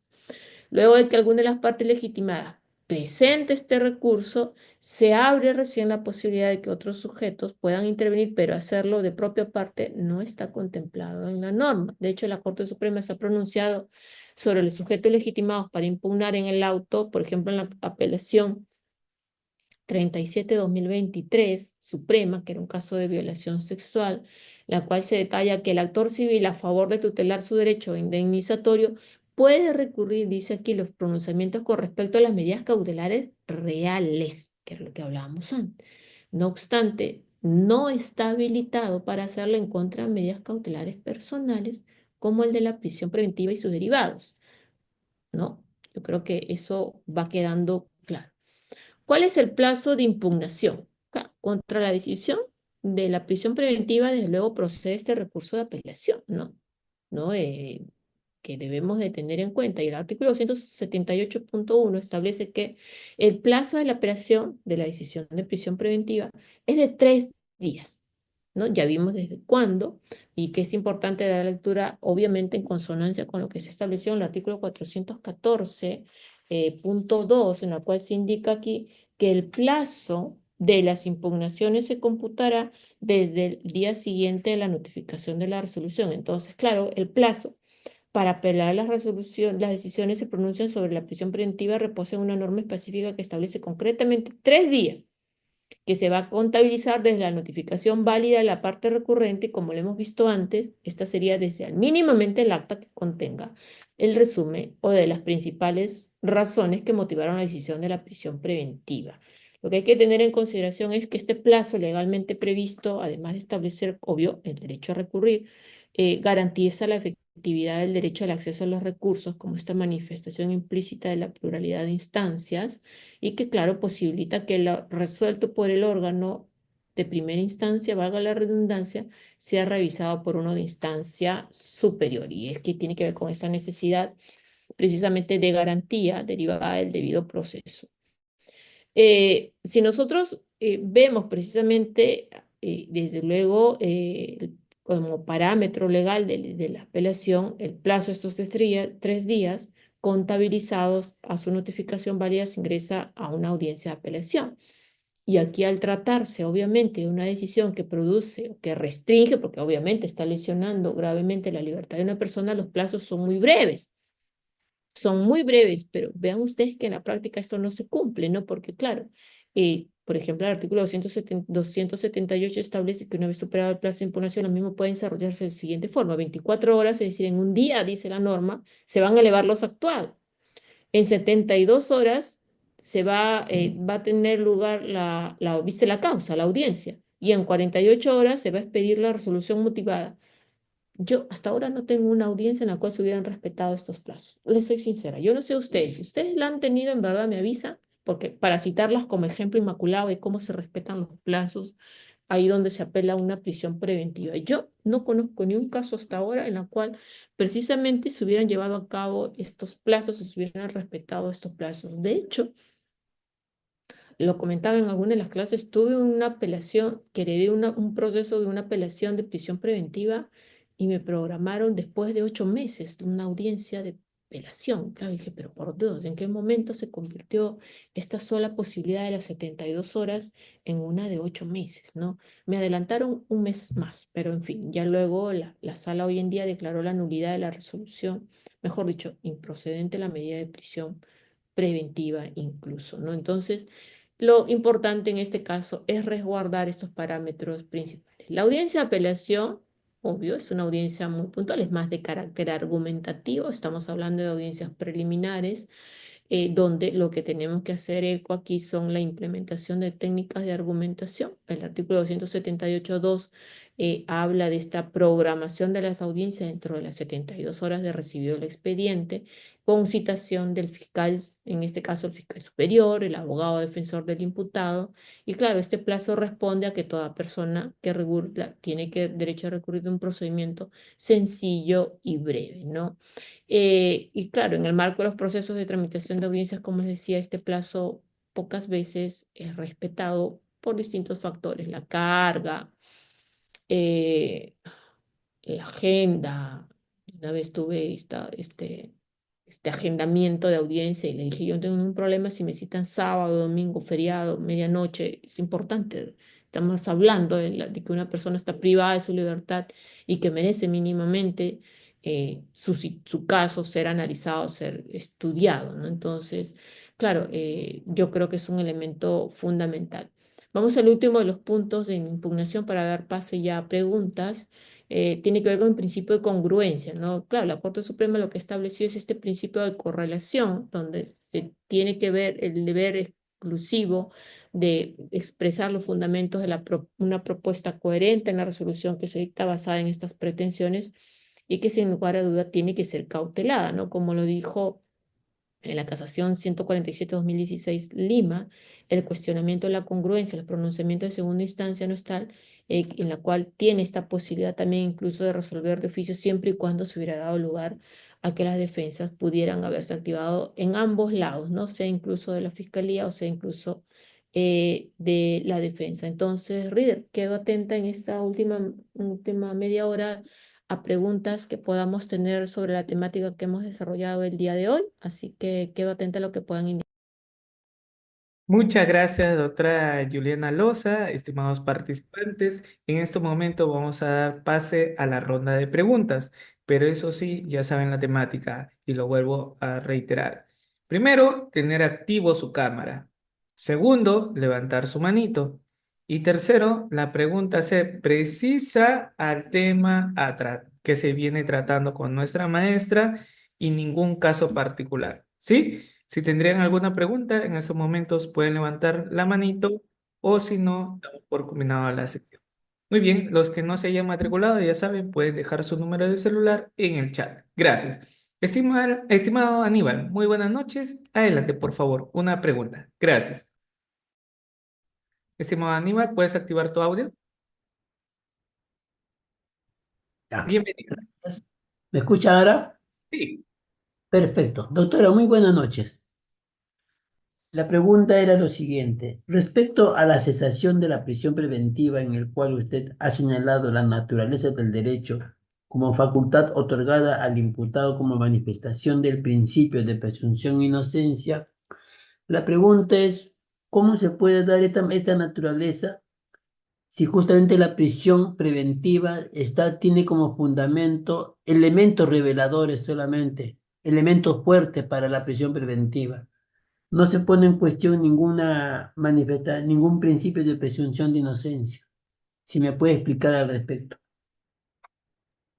Claro que sí, Aníbal, muchas gracias por tu pregunta. Es que precisamente uno de los debates académicos que siempre se ha tenido cuando hablamos de la imposición de medidas cautelares como la prisión preventiva tiene que ver precisamente si es que el limitar preventivamente la libertad a una persona sobre quien aún no reposa una sentencia condenatoria, lesiona o no la presunción de inocencia, ¿no? Es cierto, yo coincido contigo en que en este estadio de la propia imposición estamos hablando de razones o de la sospecha fuerte o grave vehemente, no estamos en un nivel siquiera cercano a la certeza, no estamos todavía en una sentencia, pero claro, gran discusión es, ¿se lesiona entonces con la medida de prisión preventiva la garantía de la presunción de inocencia? La Academia ha dicho propiamente la sola determinación de la presunción de inocencia de la decisión de prisión preventiva no conlleva una afectación a la garantía de presunción de inocencia, porque es una resolución intermedia dictada siempre y cuando, ojo aquí con esto aquí yo quiero ser muy clara, Aníbal, siempre y cuando se desarrolle dentro del cauce del debido respeto del debido proceso. Ahora, en el caso de la cesación, claro, ¿cuál es la relación que tiene que ver con esta garantía? Y de manera muy puntual, la cesación tiene que ver con el debilitamiento de los presupuestos que dieron lugar primigeniamente a la imposición de la prisión preventiva cuando ya no concurren estos presupuestos o han devenido insubsistentes. ¿Qué quiere decir entonces? Privar, si sea preventivamente a una persona de su libertad, a pesar de que pudiera encontrarse este debilitamiento, entonces pudiéramos estar ahí hablando de una lesión a la presunción de inocencia. Ojo con esto como regla de trato, ¿no? Porque claro, como regla de prueba todavía necesitamos la sentencia condenatoria. Es eso, Nico. Muchas gracias, doctora. Estimado Juan Francisco, buenas noches. Adelante, por favor, una pregunta. Muy buena noche con todos. Doctora Juliana, muy buena noche. Es un placer siempre tenerla y escucharla en vivo y en directo. Doctora, en la exposición que usted ha presentado el día de hoy, ha tocado el capítulo 3, la impugnación de la prisión preventiva, y ha tocado un punto principal en el artículo 278, donde lo cual tenemos 72 horas o 3 días de apelación. Sin embargo, doctora, usted ha podido mostrar en su clase y nosotros vemos también que no se cumple el plazo de 72 horas o 3 días de apelación por entre comillas, vamos a ponerle carga procesal. Doctora Juliana, ¿el imputado puede tener beneficio a no cumplirse este artículo, a la apelación a favor de él, ya sea en flagrancia? Porque si está en flagrancia, hay una pena que nosotros como abogados defensores podríamos reducirlo, ¿correcto? Pero el imputado en sí tiene un beneficio por la carga procesal ya sea el fiscal por las 72 horas o 3 días? Gracias. Muchas gracias, Juan Francisco. Sí, mira, justo les tomaba como ejemplo este no cumplimiento del plazo de las 72 horas, ¿no? Y es en verdad yo diría, uno de los grandes problemas que tenemos hoy en día. Primero, ¿qué hacer frente a esto? Porque claro, procesalmente no hacer nada no viene de recibo, ¿no? Porque no hacer nada va a implicar, por ejemplo, que tu audiencia de apelación te la programen, como me ha sucedido a mí, para mayo del 2025. Entonces digo, perdón, o sea, ¿en qué momento? El caso que yo les comento es uno real y que la prisión preventiva la dieron en mayo del año 2023. Nos, Se apeló, yo heredé el caso en apelación y programaron la audiencia para marzo de este año. Entonces dije, ¿en qué momento se convirtió esto, no? Y presentamos una reposición de plazo. La sala adelantó el plazo por 2 meses y contra eso incluso planteamos un habeas corpus, que dicho sea de paso todavía no se ve en el Tribunal Constitucional, pero más allá de eso, Juan Francisco, ya incluso ese caso ya se resolvió y la sala declaró la nulidad de la decisión y hoy en día están en libertad. Pero claro, ¿qué pasa con este plazo, no? Y era un caso en el cual a una persona le habían impuesto 36 meses de prisión preventiva y propiamente, mira, cómo no se cumplen los plazos. Y ahí yo coincido contigo en cómo podemos nominar esto. 15 días de detención preliminar. La audiencia de prisión preventiva duró 6 meses y medio. Solo la audiencia de prisión preventiva. De la audiencia de prisión preventiva, que el código dice 48 horas, 6 meses y medio. De allí la apelación, ahí lo tomamos nosotros, y programaron dentro de 8 meses después. Entonces tú dices, 6 meses y medio. 8 meses, que ya a la hora de la hora era el año.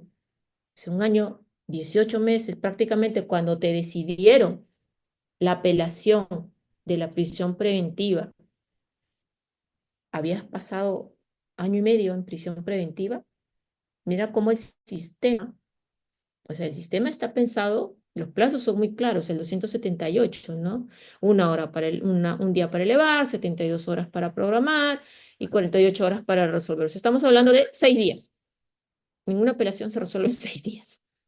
Que la carga procesal, que la agenda, que las vacaciones, que las licencias, que solamente hay una sala, que solo hay un juzgado. Son defectos del sistema que le pasan una gran factura al imputado. Entonces, ¿qué nos queda? Reclamar. ¿Cómo se llama eso? A tu pregunta, desde mi punto de vista, ya más allá de hablar de lesiones, quizás a derechos fundamentales, estaríamos hablando propiamente, incluso estamos ante un tema de una detención, digamos, un recorte de la libertad sin sustento, porque los plazos no se cumplen allí. O sea, en absoluto, no solamente estamos hablando del incumplimiento de los plazos, estamos hablando que ese incumplimiento del plazo conlleva que esta persona se mantenga privada de su libertad. Imagínate que en el caso que te estoy poniendo hubieran sido 9 meses, que le hubieran puesto prisión preventiva por 9 meses. O sea, casi, casi que vas a terminar resolviendo la apelación al cumplir los 9 meses. ¿Y qué pasa si te dan la razón?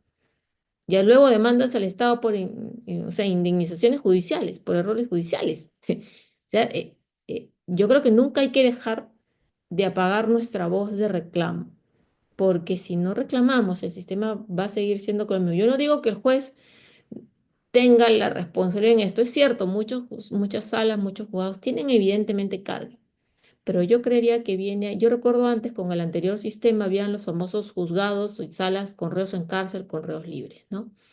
Ahora está todo mezclado. Quizás empezamos a ponerle solución en atender prontamente los casos en los cuales las personas están privadas de la libertad. Y yo creo que ahí sí estaríamos hablando o estaríamos en un lindero muy frágil de poder hablar que esa privación de libertad no tiene sustento ni legal ni constitucional. Yo, por ejemplo, más allá de que este caso que te estoy comentando, que es real, carece ya de sustracción de la materia, el habeas corpus, lo voy a sustentar en el tribunal. El día que me programen y me dirán, pero ya salieron en libertad, cierto, pero el efecto, el Código Procesal Constitucional, hay un artículo de título preliminar que permite, sí, no puede repetirse en ninguna parte para ningún ciudadano, porque este problema que tú te acabas de dar cuenta, Juan Francisco, pasa a diario, y ningún ciudadano yo creo que merece que tanta dilación le juegue en contra.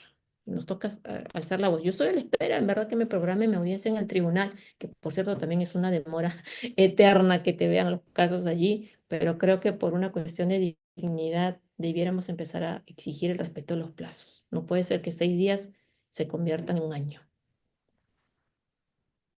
Muchas gracias, doctora. Estimado Germán, buenas noches. Una pregunta, por favor. Gracias. Estimado Germán, ¿puedes activar tu audio? ¿Qué Bienvenido. tal? Muy buena noche con todo. Buenas noches, doctora. Gracias por su magnífica ponencia.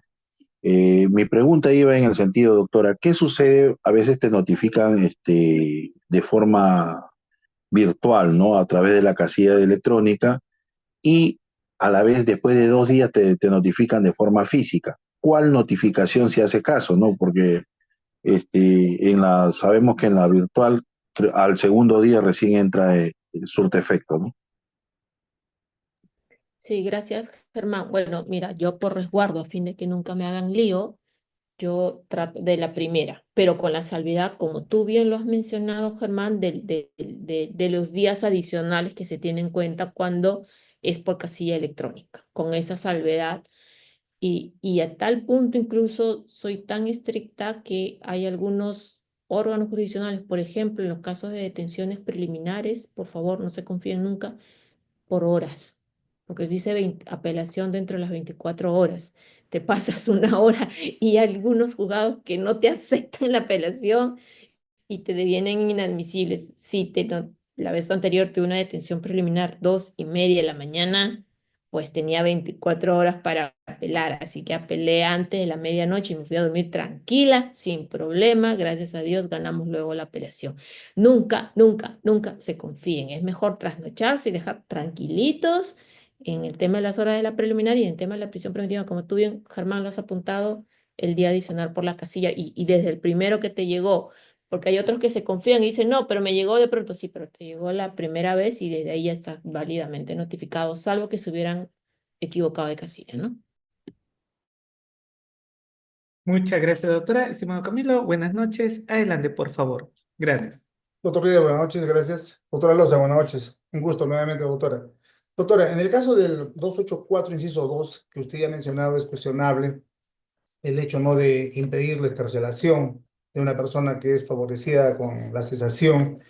¿Es aplicable, doctora, para las defensas, articular o invocar, en todo caso, la aplicación de un control difuso, plantear un habeas corpus, acaso? ¿Existe algún precedente al respecto? Gracias, doctora, por su respuesta.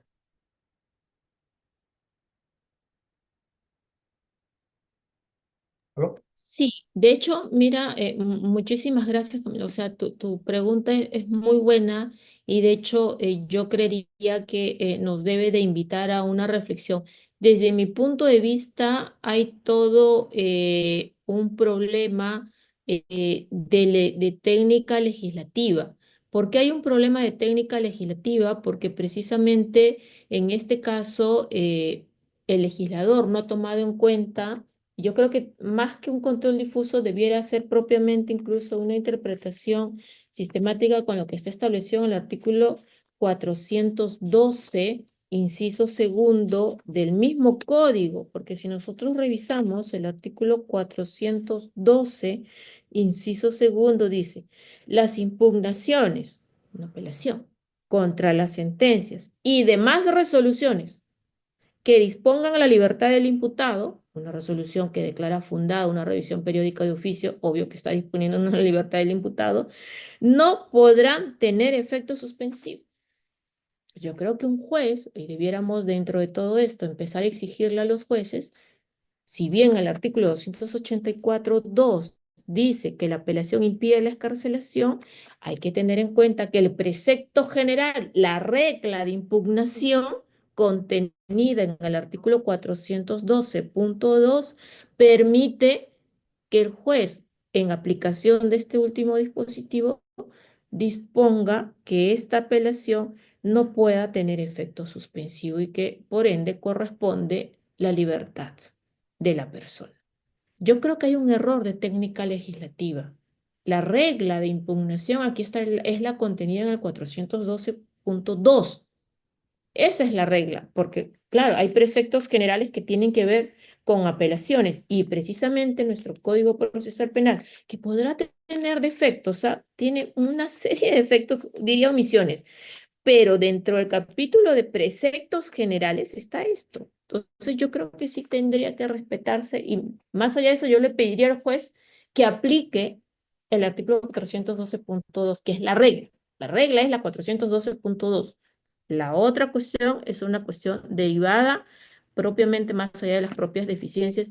Y si, digamos, si no quiere hacer esa interpretación sistemática, pues bueno, le diría que pudiera hacer este tipo de control atendiendo a la garantía implícita, como bien lo has mencionado aquí, y entiendo que apuntas a eso, a la pluralidad de instancias, el derecho al recurso, el derecho a la libertad, ¿no? Que hay una serie de garantías propiamente que pudiera estar quebrando el artículo o la propia igualdad. ¿No? Porque hay no hay una afectación a la libertad, a la igualdad ante la ley en este caso, porque bajo la misma condición está lesionando discriminatoriamente la posibilidad del efecto. Así que sí, si no hay una interpretación sistemática, pudiera ir, como tú bien lo precisas, Camilo. Muchas gracias, doctora. Estimado César, adelante, por favor, una pregunta. Gracias.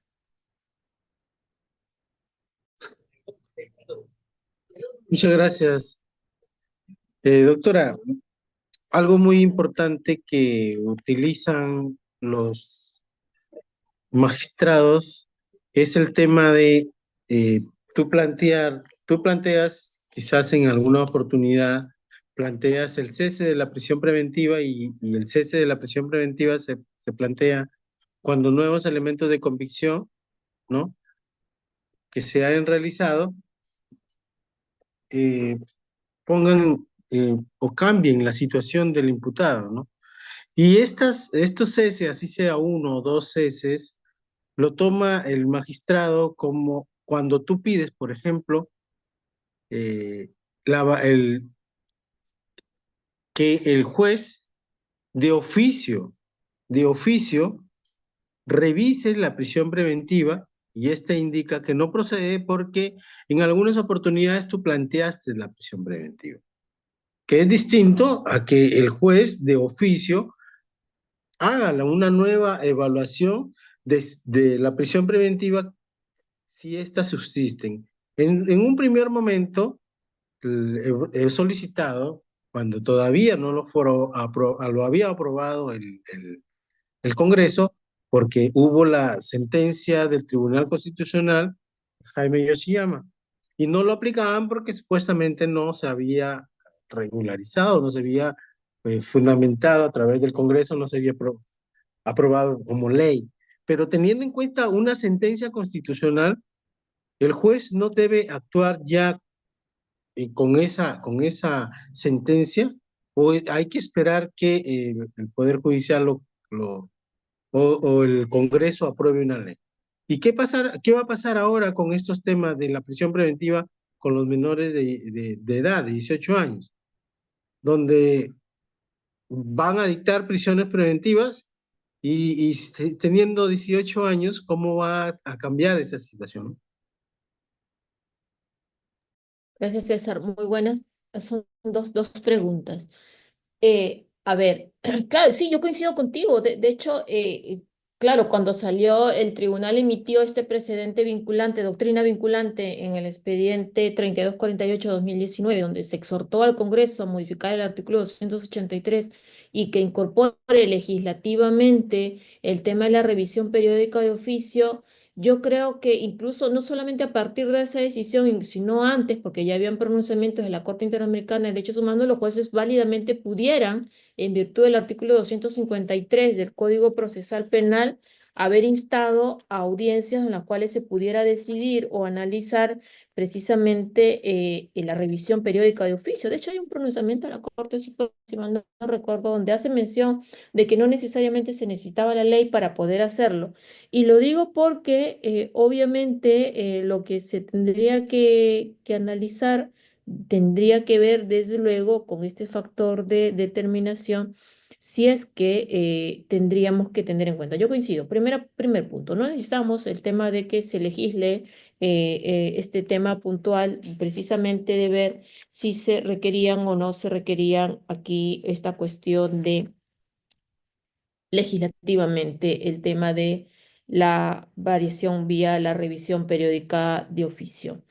Pero claro, desde luego, lo otro que debemos de tener en cuenta aquí es tu segunda pregunta. Y yo ahí te digo que estoy totalmente en contra de esta iniciativa legislativa de que se pueda procesar a los menores de 16 a 18 años como adultos.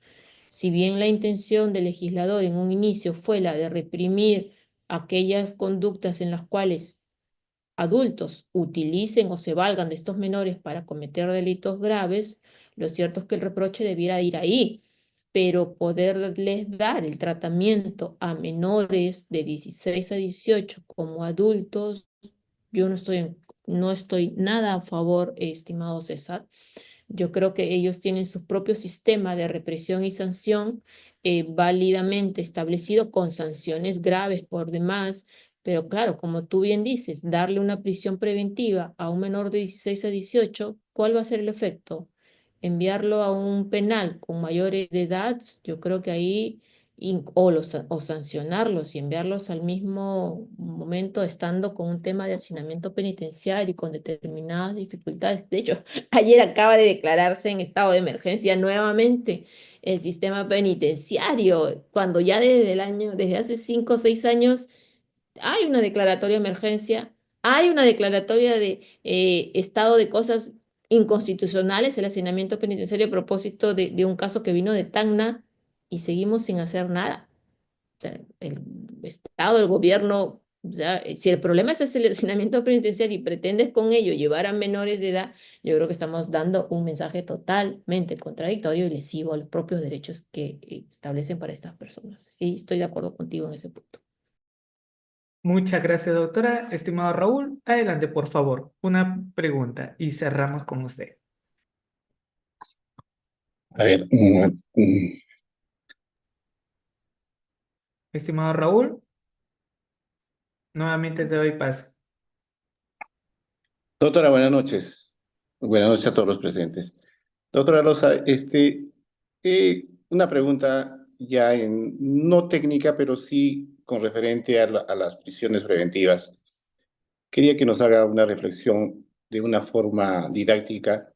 En mi caso, yo soy estudiante de Derecho todavía como segunda carrera, entonces, pero muy apasionado con el derecho y sobre todo con lo penal.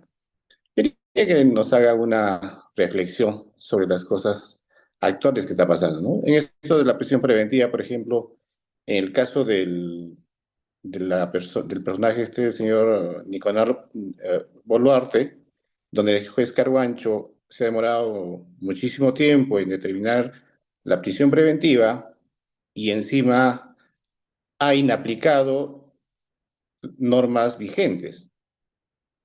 En el caso de profesionales en el derecho, ¿qué se puede hacer porque está violando claramente las normas que están establecidas y él se ha apartado de eso y ha hecho, como se dice vulgarmente, lo que ha querido?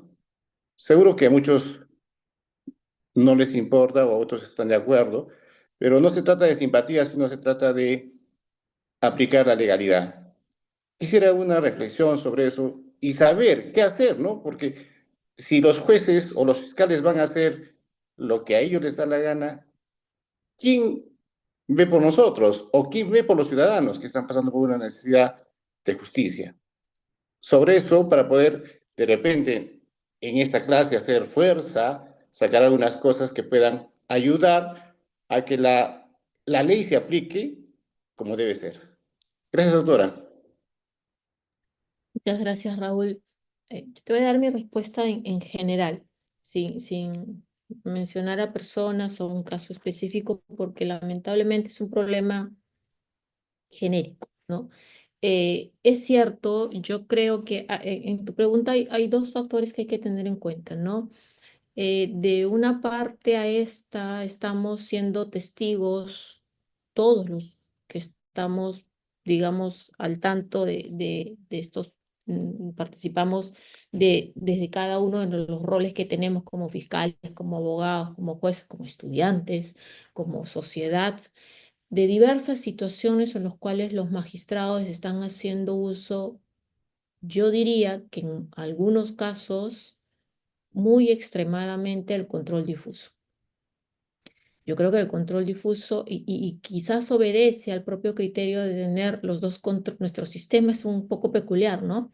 Nosotros tenemos el control difuso, el control concentrado.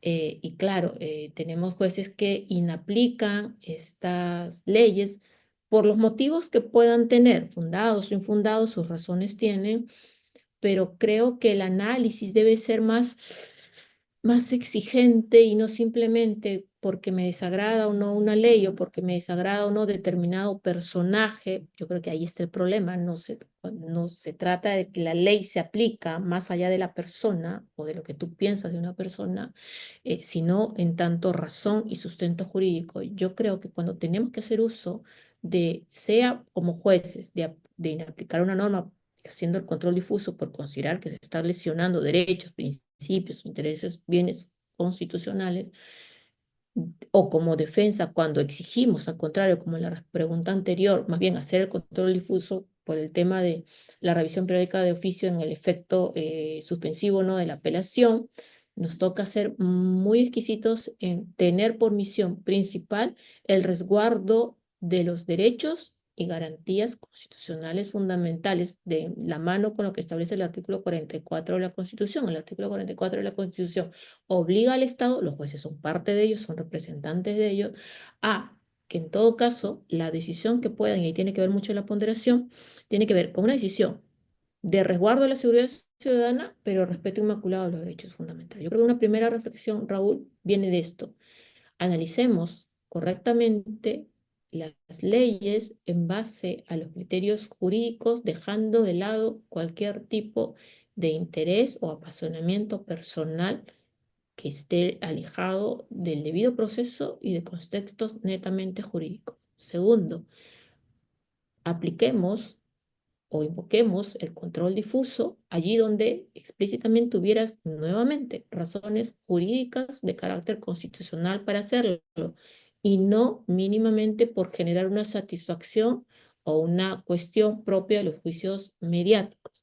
Y tercero, yo creo que toda decisión judicial, como todo requerimiento fiscal, debe reposar siempre un criterio de razonabilidad y de proporcionalidad, más aún cuando estamos hablando de una medida tan grave como lo es la prisión preventiva. Creo que es el momento en que podemos hacer un análisis conjunto integral por razones netamente jurídicas, podemos quizás estar enmarcados en un camino correcto del debido proceso. Gracias, nos vemos la siguiente semana. Chao, chao.